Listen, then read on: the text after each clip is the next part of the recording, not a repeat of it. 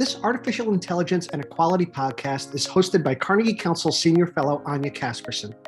Together with Wendell Wallach and an international advisory board, they direct the Carnegie Artificial Intelligence and Equality Initiative, AIEI, which seeks to understand the innumerable ways in which AI impacts equality and international affairs. This episode features Katherine Milligan. It was recorded on March 16th, 2022. I'm thrilled to welcome a dear friend today whose work I have been following with great interest for many years. Katherine Milligan is a director of the Collective Change Lab and an adjunct faculty member at both the Graduate Institute in Geneva and Fordham University in New York, where she teaches undergraduate and graduate level courses on social innovation and social entrepreneurship. Katherine is regarded as one of the pioneers in social entrepreneurship. Previously, she was the executive director of the Schwab Foundation for Social Entrepreneurship, the sister organization of the World Economic Forum, which supports the largest community of late-stage social entrepreneurs in the world. Katherine, it is such a delight to share this virtual stage with you to talk about social impact and hopefully during the course of our conversation, demonstrate why understanding systems change at a deeper level and learn from the social entrepreneurship ecosystem is important for any discussion on grappling with the societal and ethical implications of embedding AI systems into our day-to-day lives. Thank you so much for having me. Well, to get us started, Katherine, could you quickly explain what the Collective Change Lab is? Yes, I'd be happy to. The Collective Change Lab is a cross between a think tank and a capacity builder. Our goal is to catalyze a global movement towards more transformational ways of doing the work of systems change. And the way we go about doing that is really twofold. Research, and that's storytelling. How do we tell stories that are more reflective of how system change actually happens? We do that in deep partnership with our practitioner partners. And then capacity building. So how do we work with practitioners? By practitioners, I mean collective impact leaders, social innovators, collective change leaders. How do we work with practitioners to help them deepen their own practice in community with other social change leaders from other geographies and working in other systems? So on a variety of topics, but really always focus on the how. And no one person, none of us individually has all the answers. So what we do in communities of practice, is we facilitate the emergence of answers together through collective sense-making processes. Thank you, Katherine, for explaining what the Collective Change Lab is all about. Now, let's spend a little bit of time on your personal journey and professional journey for our listeners to get to know you a bit better. And I know you've been working in the space of social entrepreneurship, social impact, systems change that you just alluded to for more than 2 decades. And I'm wondering where and when did it all start? What sparked your interest initially? And if you do not mind, it would also be helpful if you could define what social entrepreneurship is and maybe provide even a few examples for our listeners to benefit from. So my personal journey into the world of social entrepreneurship, I can trace back even to my undergrad years, to my university years. I had some formative experiences on study abroad programs in Kenya and in Europe. I also had an incredible mentor and teacher in Dana Meadows, the system dynamics expert, who guided me, who was always available for my questions, who helped me even navigate into my first job out of university. And collectively, those experiences awakened me to both the profound global inequities facing our world, as well as the beauty of the diversity in our global human family. And so, at the end of senior year, when the recruiters, the investment banks and the professional service firms, came onto campus, I knew that that was not the path for me. But what is the path? What was the path then, 20 years ago, right? There weren't really well-worn social impact career paths. Not like it is today. Social innovation, CSR, social impact, those things weren't even really taught in universities back then. And there certainly were not specialized firms like DevX and PCDN to help young professionals find their way into social impact careers. So I really carved my path through trial and error, or zigging and zagging, I sometimes like to think of it. So I had experience in NGOs and public sector agencies in Washington, D.C. I went abroad and I worked for a grassroots community-led development organization in West Africa. So there I really got a very close-up view to how the aid sector works. And there are a lot of dysfunctional power dynamics in the aid sector and in every sector. That led me to study public policy at Harvard, and I was really interested in the nexus of trade and development, and particularly how sort of global trade rules affected smallholder farmers in Africa where I lived.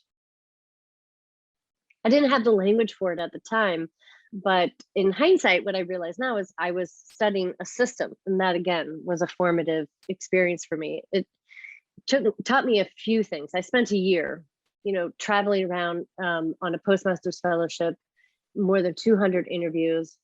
And, I went into that year with a whole bunch of assumptions and hypotheses, that I walked out of that year with a much deeper and more nuanced understanding of the realities. And those learnings too, I think I've, have carried with me and the remainder of my career.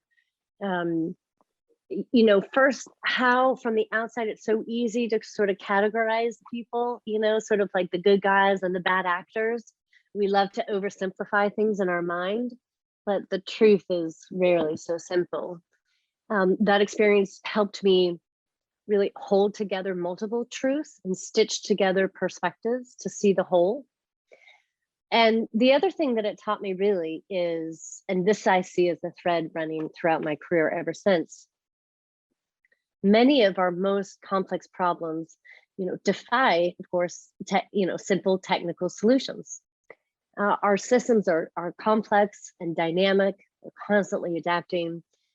Even knowing where to intervene in a system isn't necessarily straightforward. And the effects of an intervention, those unintended consequences can really surprise us. So those are learnings that I've carried forward with me over 2 decades. Even as I realized, that becoming highly specialized in international trade rules was not my path. And so I zigged again or zagged again, whichever one it was, into the world of social entrepreneurship. And I've really been in love with it ever since. So to answer your question, Anja, about what social entrepreneurship is, there's no one definition, but the one that resonates most with me is one that I was a part of co-creating about a decade ago with impact investors, social entrepreneurs, scholars, and academics, again, really stitching together multiple perspectives to come up with a definition that would resonate. And it is the application of innovative, pragmatic, market-based, sustainable solutions to social and environmental problems with an emphasis on low-income, vulnerable, or marginalized populations. So social entrepreneurship, in other words, is really about changing the status quo and designing models that are sustainable over time and have a big scalable impact on a large group of people, particularly underserved customers and groups. A couple of examples. Bioregional is a social enterprise that was founded around the year 2000 in the UK. At that time, they teamed up with city planners to create the UK's first large-scale mixed-use sustainable community. And they did it on a plot of land that had once been used for sewage sludge. The housing community that they built, called BedZeds, was designed to be free of fossil fuel consumption, radically reduced residents' climate emissions, and they also use locally sourced or reclaimed building materials and water-saving appliances, etc. So that's, bioregional kind of rolling up their sleeves and learning how to do it, right? How are different sustainable communities possible?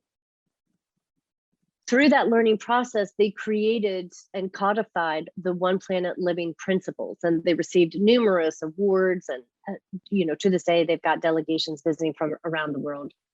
And then they really faced a decision: how do they replicate that model globally, right? So rather than deciding to build a second BedZed and kind of a third and a fourth, and sort of maybe expand to other markets, they actually embarked upon a strategy to integrate One Living principles into the projects of major real estate developers. And in the 2 decades since their creation, they've advised, everything from municipal authorities, multinationals, real estate developers, including Disney Paris, on something over about $30 billion of housing developments and commercial real estate projects.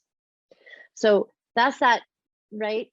Designing a novel and innovative approach, and then really thinking about how does it actually shift the status quo and have a much more scalable impact, right, on a large group of populations.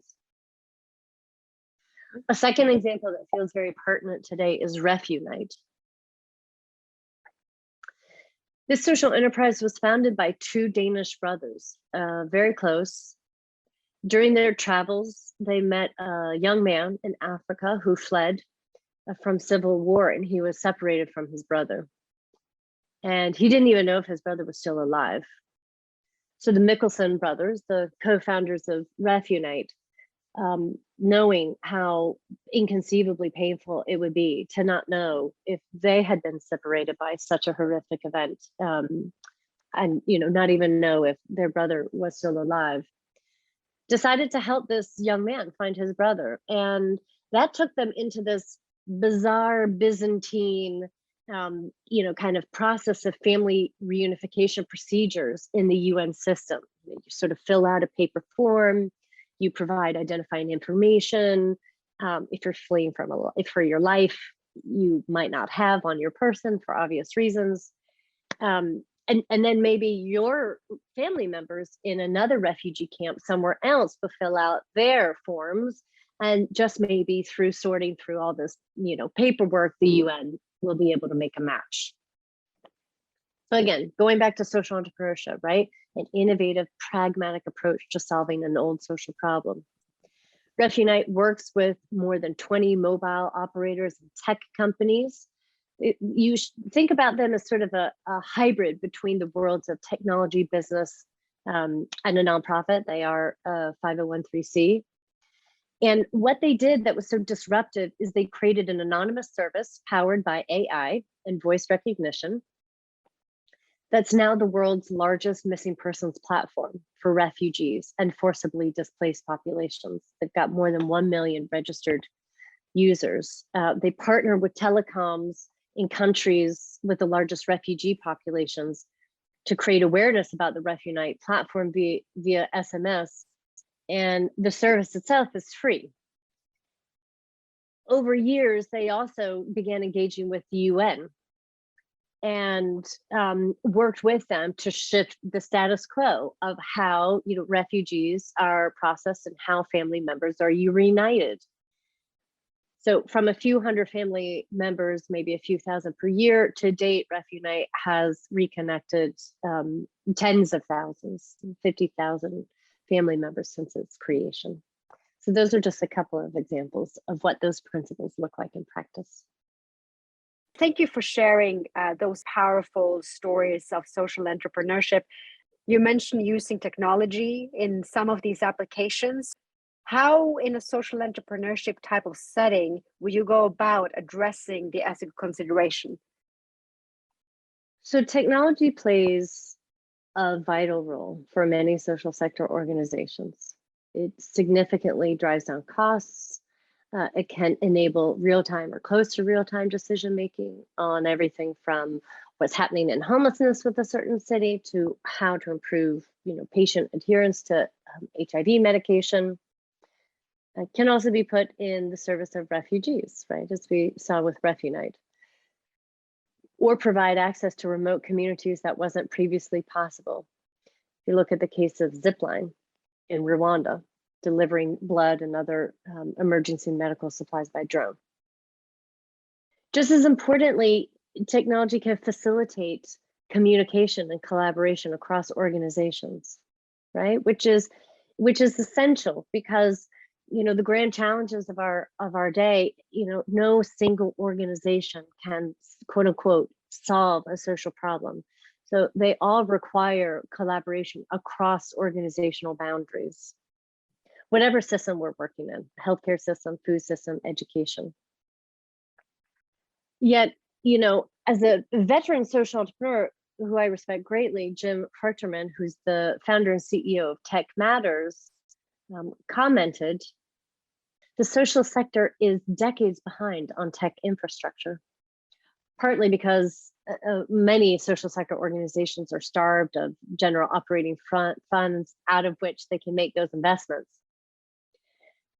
And even though social change leaders themselves want to deploy software and data to make their organizations more efficient and effective, and they're actively exploring the role of tech like AI, machine learning, and blockchain to support the communities they serve. So technology can play a supporting role, but technology alone won't get us there. Ultimately, when we talk about systems and the work of systems change, we need to hold a fundamental truth front of mind, which is that systems are made up of people.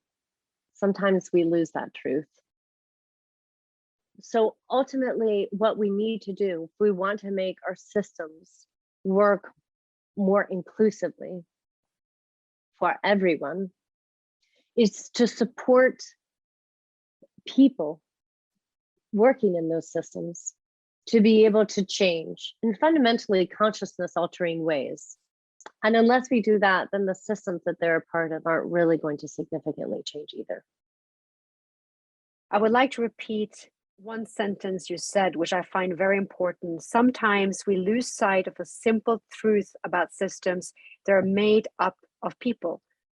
And this is such an important point, especially when discussing the impact of AI and algorithmic technologies and how systems in our day-to-day life changes as a result. And too often the debate in the technology space and the AI research space is presented as if the technology will somehow evolve on its own separate trajectory, which, as you argue as well in several of your articles, is not the case. It is human all the way. And to borrow another phrase from your work, systems do not transform until the people in them do.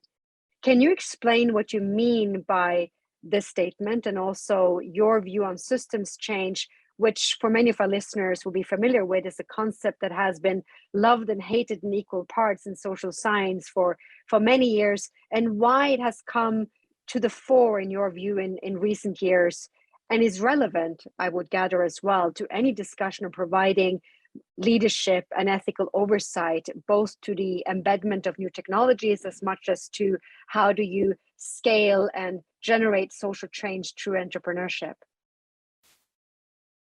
So you talked about this shift. Let's start there. It is true, of course, it's been around since the 1960s, right? This isn't new. And yet, I would say within the last 10 years or so, many of the major institutions, support and intermediary organizations in the, kind of social innovation, social entrepreneurship ecosystem have really, sort of galvanized and coalesced around this term. So there's lots of energy, right? And different actors that are coalescing around this term. Now, what is it? How to interpret, how to define it? Again, lots of definitions out there.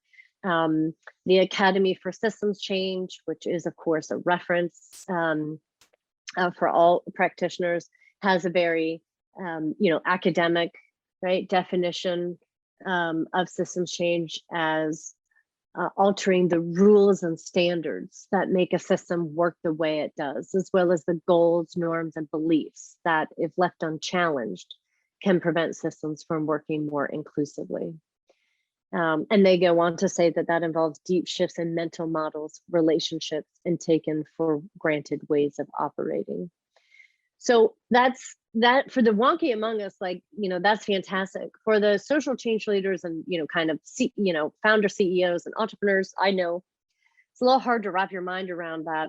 Another definition of systems change that that I love, because I think it's very simple and accessible and evocative, comes from Social Innovation Generation in Canada.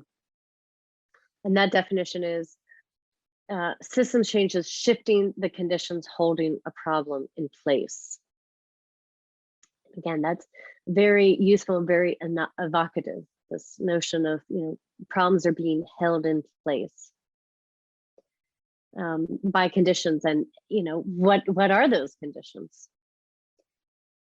So a few years ago, one of my colleagues, John Kania, set out with a couple of his collaborators, Peter Senge and Mark Kramer, to articulate those conditions in a seminal paper called The Water Systems Change. And I would encourage listeners to read that paper. I can't tell you how many times I've heard from social change leaders that that framework has really helped to inform their strategy or give them a language for things that they didn't really have a language for. We don't have time to go into the details here, but at a high level, I do think it's useful to just kind of touch on what each of those conditions are. It's sometimes referred to as the 6 conditions framework. And they are policies, practices, and resource flows, relationships and connections, and power dynamics, and mental models. And it's, often drawn as like an upside down triangle, or sometimes it's shown in the iceberg model. And, sort of the point of that, and what I'd like to, sort of illustrate for the listeners, is that everyone that I know, most of the practitioners I know are really, we're all focused, all of our time and energy is focused at shifting those structural conditions of systems, right? Like, how do we alter resource flows? And, kind of what about new regulations? And if only we achieve this, legislative victory or this policy reform. That's, and there are a lot of reasons for that.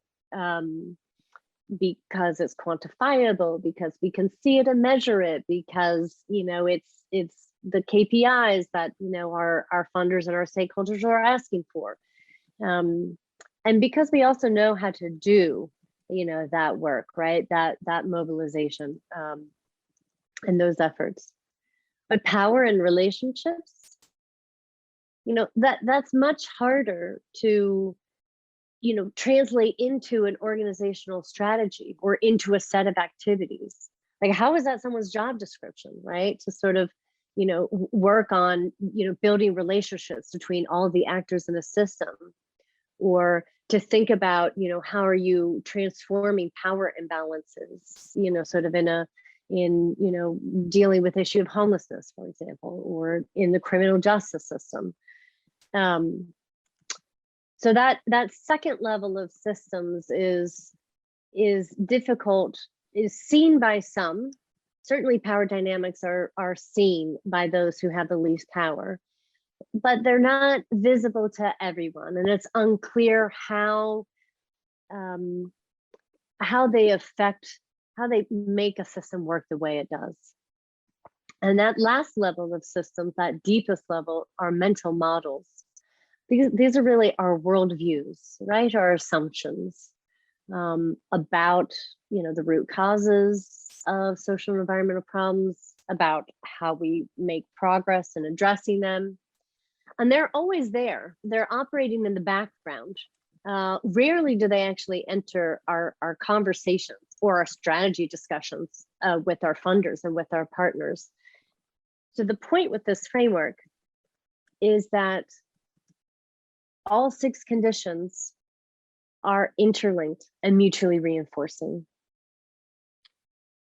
And if you think about that for a minute, you know intuitively that that's true, right? A shift in one can catalyze a shift in another.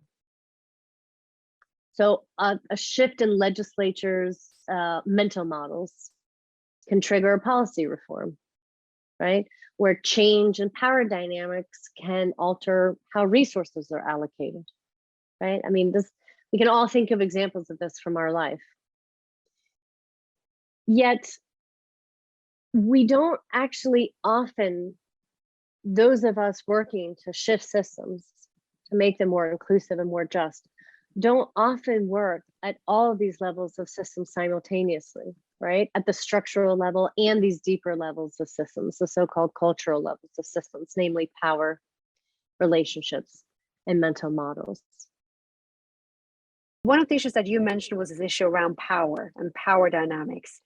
And there are many initiatives focused on the ethics of building and deploying AI systems, which also includes how to come to grips with how AI not only represents power and powers to be, but also holds the potential to radically alter power dynamics, what it means to be human in an information age, decision-making transparency, and how to make sure that we build and educate leadership, especially on the regulatory side, to the fore of our priority areas. What would be your thoughts on that power dynamics, and have you looked specifically on how technology can be a bit of a game changer in terms of that power dynamics that goes beyond the regular models of system change? So I think here, one of the big issues for me is around agency and voice. I mean, again, there are lots of different definitions of power, but one interpretation is, sort of the power to set the agenda, the power to make decisions, and the power to sort of shape how the narrative, right, is told. And I've seen over and over again very well-meaning and well-intentioned efforts that go into, kind of consultation mode with a community, right? To sort of engage the community voice.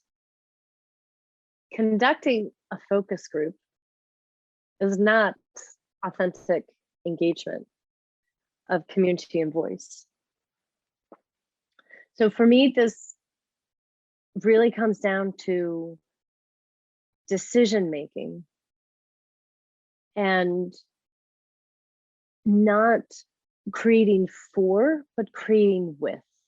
And there's a huge difference there in how you do that. I mean, and again, it's human all the way. You said it earlier, Anja. What I mean by that is you don't parachute in and do a 2-hour focus group and great, we've ticked that box and kind of we've got this perspective and we can parachute out again. This is kind of, why would a community who's been researched and outsiders have come and gone and they've been sort of traumatized and re-traumatized, sort of what is that relationship that they have sort of with the the consulting body or with the entity? And I think that really gets lost a lot of times, this notion of really doing the deep relational work, really building relationships, relationships where people feel safe, they can be vulnerable, they can share their lived experience and their perspectives, because there's so much wisdom in their lived experience and their perspectives, but shared in a way that's not re-triggering or re-traumatizing.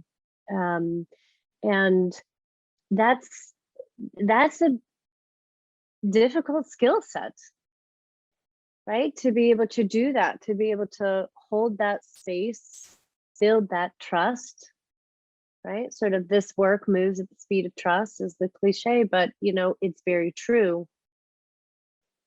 and then together in co-creation mode, facilitate the emergence of answers together with people who are impacted by the problem, who are experiencing what it means to be at the brunt, end of that system on a daily basis, and who have lots of ideas and creativity and wisdom and experience to bring to bear on how to make systems work better for everyone. It reminds me of Virginia Dignam, who's a professor of AI and a very well-recognized AI researcher. And she recently published a paper about relational AI. So looking at the sort of power dynamics more through a relational lens. And what was really interesting with her paper is that she applies the word Ubuntu to how to do more responsible AI research, responsible innovation.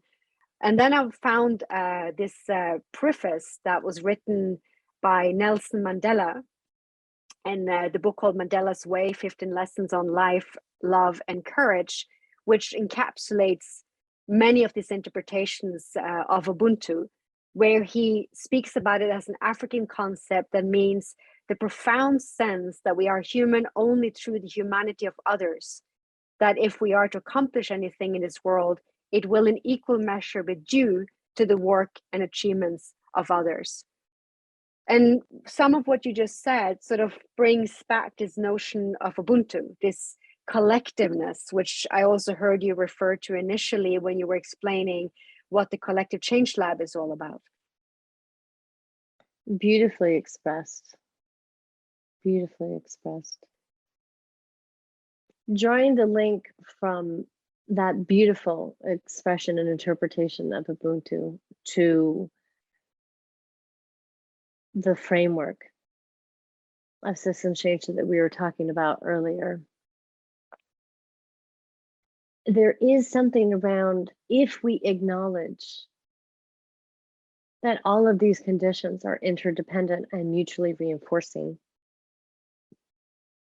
then how do we do the work of shifting systems towards equity and justice, at those deeper levels of systems, right?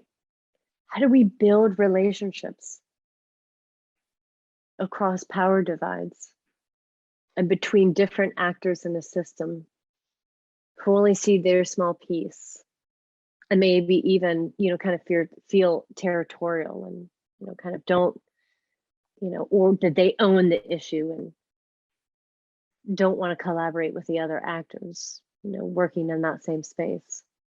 And what about our own mental models? How do you do that work? And I think I don't have the answer.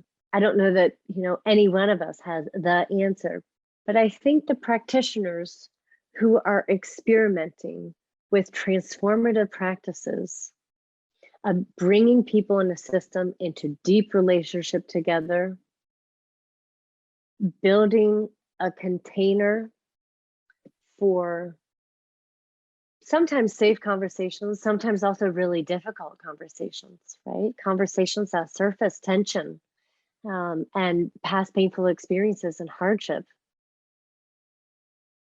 in ways that help us feel a deep sense of connection and a sense of our shared humanity. I think that's when transformation becomes possible. When we are not solely in the realm of, kind of the technical, analytical, let us, look at this data set and, tell us what that, but when we are in deep relationship with other humans, when we feel a sense of connection to them, a shared experience, we go through a shared experience together,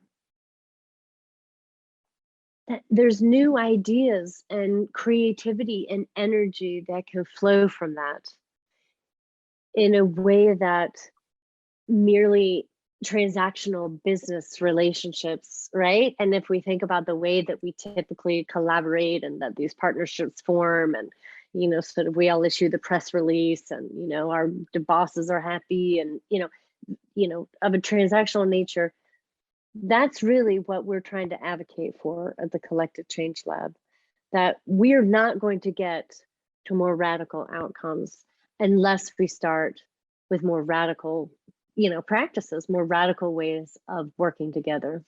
And by radical, we simply mean being in deep relationship with each other and creating experiences and conversations that help us connect to our shared humanity.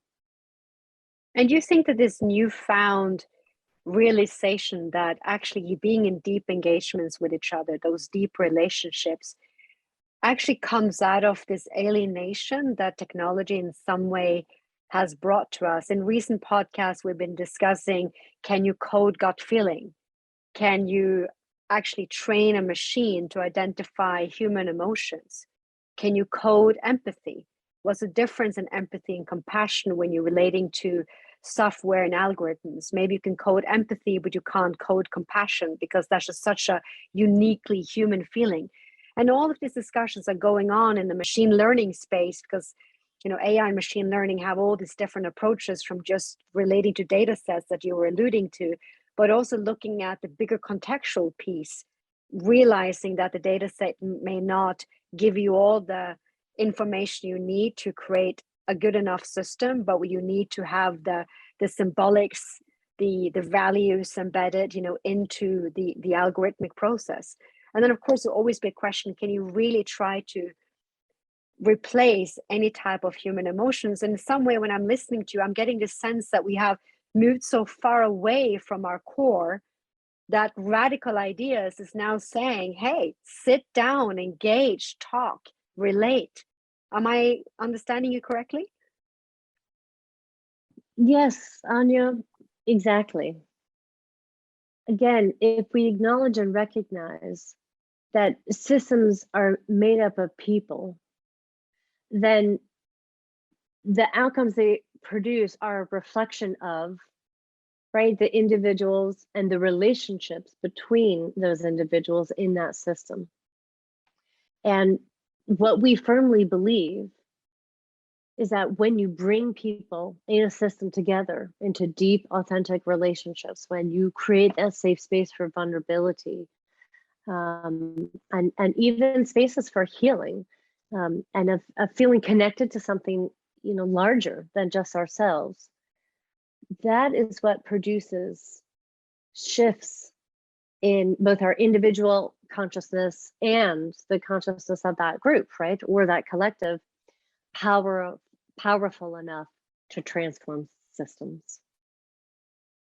In other words, we've got to get out of our heads and into our hearts. It's not an either or, we need both. I mean, we need we need to bring all of our analytical rigor to bear, but then we also need to be able to engage with our full humanity as well. I find it very interesting because, of course, we are entering into an age where it's just all about optimizing our humanness, optimizing our connectivity, optimizing production lines, optimizing results and outputs and impacts, which, of course, the social entrepreneurship world is not exempt from. There's also a lot of issues in how to use technology to optimize that social impact. But do you worry on a personal level that we are moving so far into this optimization space without really defining or becoming clear with ourselves, optimizing towards what? Losing some of that humanness that could contribute to radical transformation or radical systems change that you were alluding to earlier? Well, that reminds me of a conversation I had the other day with a social entrepreneur, who said to me, in all this talk about systems change, where are the people? Sort of why aren't we putting people kind of front and center in all of these conversations around system change? And I guess I would have the same question in all this drive towards optimization.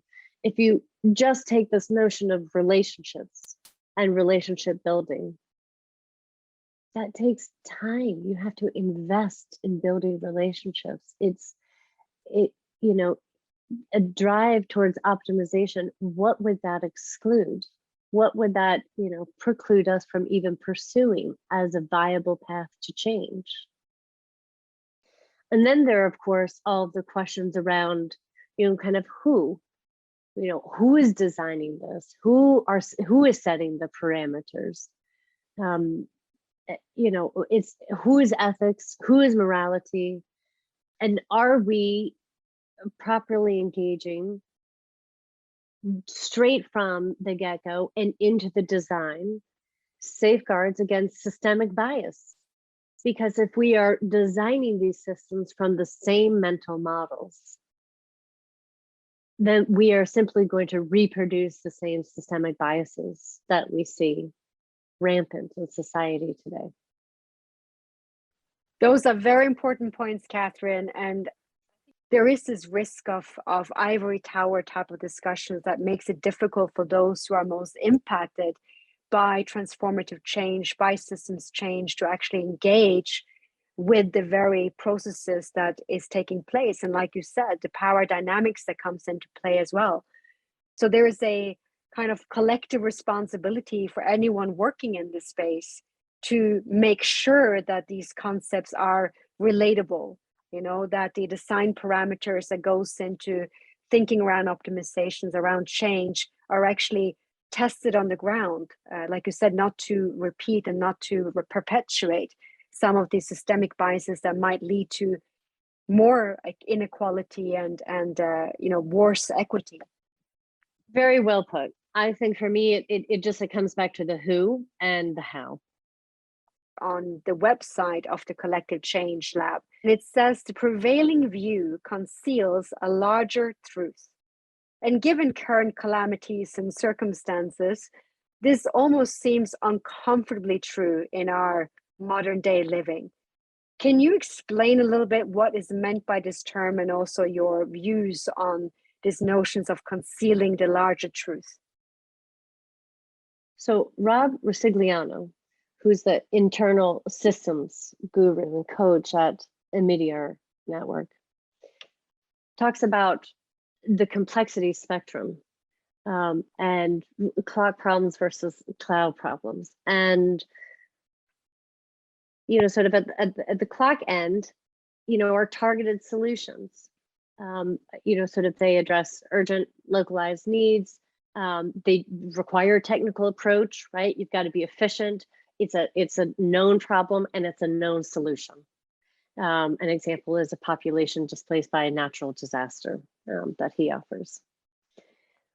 All the way on the other end of the spectrum is systems transformation, right? So improving the health of a system, the interactions of a system, the conditions in that system, shifting the conditions in that system, right? By affecting all the things that we've talked about, the mental models of people in that system, power dynamics, bringing actors in that system into relationship, and catalyzing shifts in those system structures, right?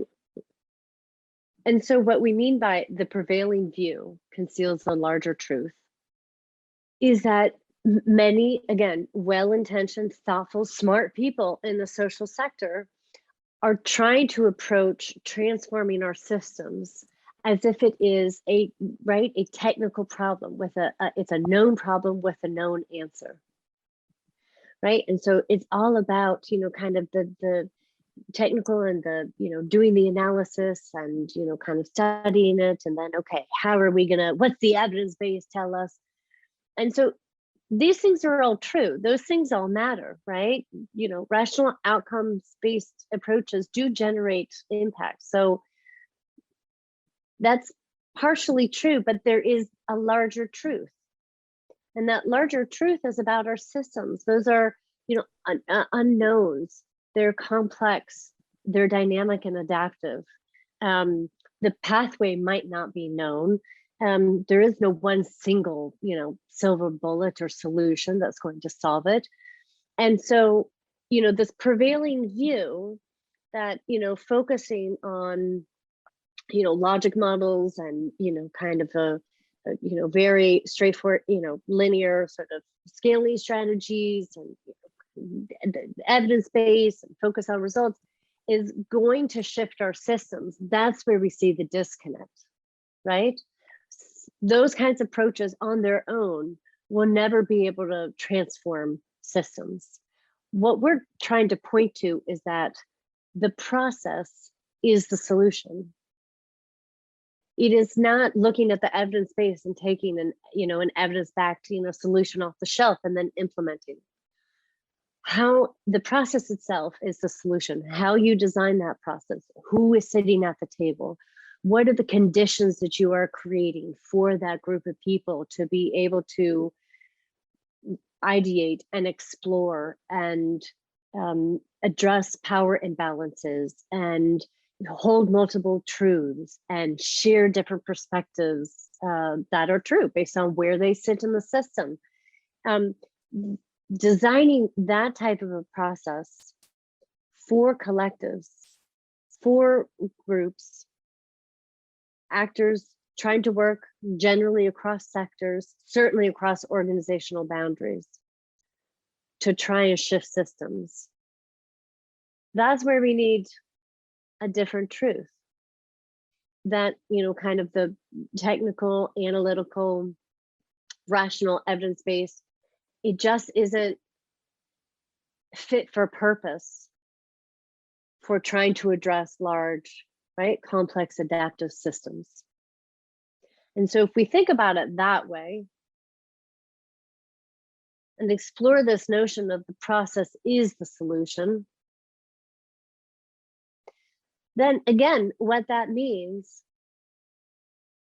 is time, energy, resources, staffing devoted to building relationships and building trust and co-creating shared agendas. And then through that process, trusting in emergence and allowing new ideas and new possible paths forward to emerge. There are obviously amazing applications from technology that will deeply impact on our abilities to have social impact, for social entrepreneurs to deliver on their ideas of bringing change to societies, as you were referring to earlier. But there are obviously other types of applications and maybe impact that we haven't counted for that we need to carefully consider and embarking on this route. Do you have any reflections on that? A few, yes. As I mentioned, the potential is enormous, and there's huge interest among social change leaders to pursue and integrate these technologies into their organizations and approaches. But the risks and the drawbacks are also significant. It's not necessarily so straightforward. This, I'm sure, has been said before and debated with your listeners. But of course, there are issues around data accessibility and a willingness among organizations to share their data. Particularly, those organizations that have large data sets and obtaining them is very costly, right? So social impact organizations are essentially priced out of the market, being able to engage with that data and integrate it into their approaches.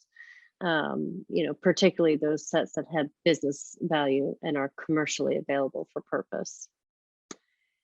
I think another issue is the right talent. And competition is so fierce, even in the private sector, for professionals with this kind of expertise. It is challenging to understand how social sector organizations are going to be able to keep pace with that. They're obviously not going to be able to compete on compensation packages. And many organizations I know actually struggle with enough general operating funds to be able to hire a chief technology officer, just to show you how wide the gap actually is. Then, of course, there's the problem of change management that's actually required inside the social change organizations themselves, right? Because it's not just about kind of the shiny new toy or, kind of bringing that expertise in-house. It's then enabling the other departments or other teams of the organization to be able to integrate, AI-powered solutions or other tech solutions. And that remains a huge cultural and change management obstacle for the social sector. There are a number of wonderful resources in this arena, including a study that came out recently on the promises and perils of applying artificial intelligence for social good and entrepreneurship. And can you say a little bit more about this study, just the broad strokes? The hiring issue is an obvious one. And I don't, it's like we're talking about this like there's any chance that these guys can compete to hire one of these guys away from Google. It's not going to happen. But then the broader, the interesting part was, and it's of course intuitive when you think about it, but it was just great how the use cases, sort of really showcased it and brought it out. That it's not just about embedding, it's not just about attracting and retaining tech talent inside the organization. It's also then sort of the change management process and the cultural shift that has to happen between, kind of that team, right? The engineering design team and the rest of the organization, so that those products that are being created are actually integrated into the organization's overall strategy. And one of the key findings that the authors point to is, this isn't just about competing for talent and recruiting and retaining, kind of top, sort of engineers and coders. It's really then also about the change management process inside the organization. And sort of if you're developing an AI-powered solution, how do you then integrate it, right, into the rest of what the organization does? There can be a culture clash. Often there's a lot of, skepticism maybe or reluctance to do things differently. And so, it can be something that the left hand doesn't know kind of what the right hand is doing. So ultimately, this is about ways of working and managing a change management process so that the technology really gets embedded into how the organization does what it does.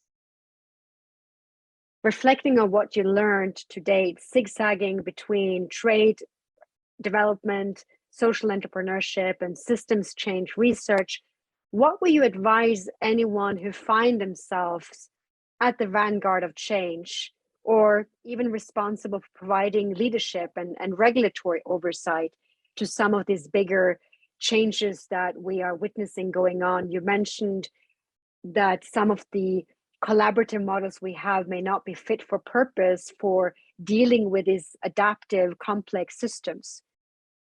Where do we go? What can we do? So as social change leader, who I admire greatly, working in the child welfare system, remarked to me that one of the things that makes systems so rigid is, their hierarchical and, sort of bureaucratic nature, right, of the institutions in them. And if you think about any system, that's a great example. It attracts people who care, who want to make a difference, right, in the lives of children and the lives of family. And yet, when you rise through the ranks, you become less and less accessible, right, to the people who experience the problem, to those children, to those families. And there isn't any communication.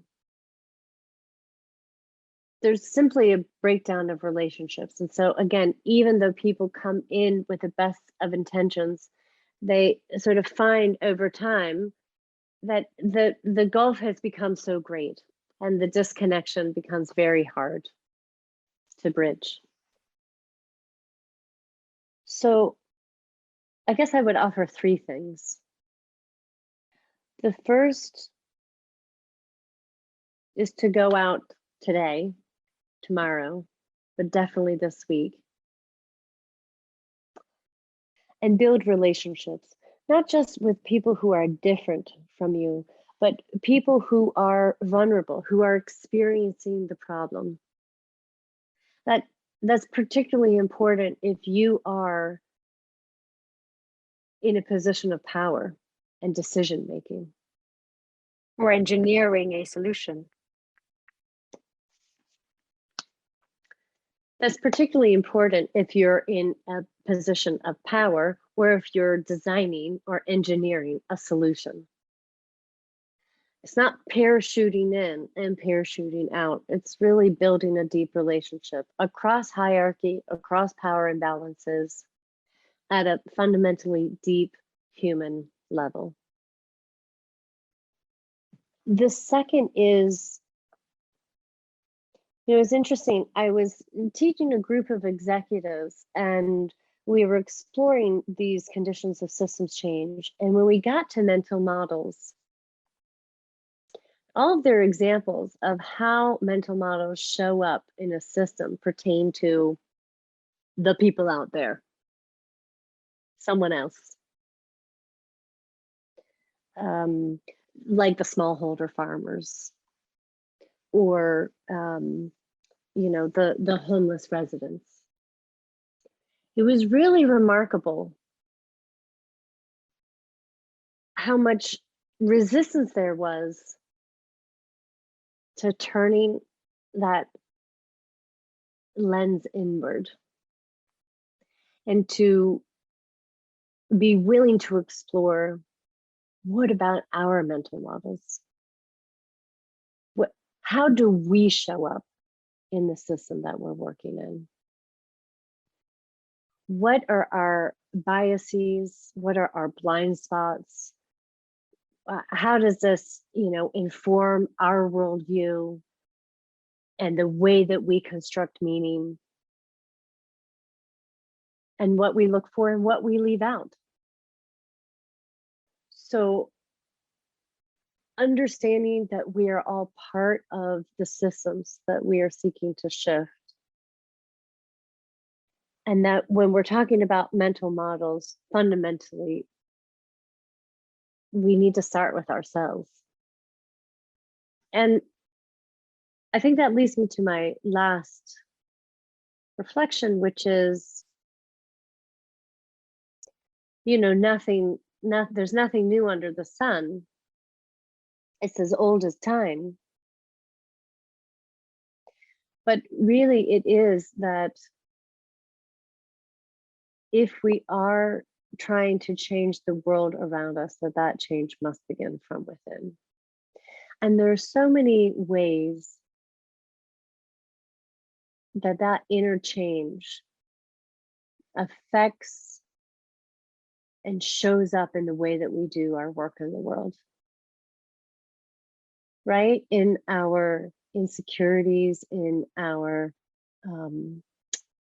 in our wounds, in painful experiences that we've had in the past, even in our egos, and what motivates us and what's driving us, and all of those things around prestige and status and credit and advancement and doing this work,